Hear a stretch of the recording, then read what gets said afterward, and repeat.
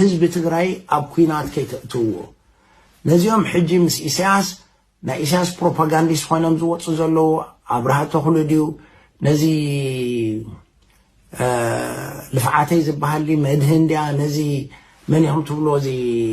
ክንፈድዩ ግን ይዕግስዎም ዝብሎ ዘለዉ ሓሶት ኢሳያስ ኣፈወርቂ ብዛዕባ መሰር ርእሰ ውሳኔ ህዝቢ ትግራይ ኣይኣምን እዩ መሰር ርእሰ ውሳኔ ህዝቢ ትግራይ ኣይኣምን እዩ ትግራይ ኣብ ኣምሓራ ኢትዮጵያ ኣሲሚሌት ክትኮን ኣለዋ ኣብ 3-4 ክትምቀል ኣለዋ ኢሉ ዝኣምን ሰብ እዩ እዚ ኣነ ዝብሎ ዘይኮንኩም ንኩሎም ነቶም ኣቦታትኩም ናይ ሕወሓት መራሕቲ ሕተትዎም እዮም ሕጂ ግን ዘይመትከላዊ ኣብ ዘይዝኾነ ይኹን ነገር ጌርካ ግን ንህዝቢ ትግራይ ኣብ ካልእ ነገር ኣይትእትዎ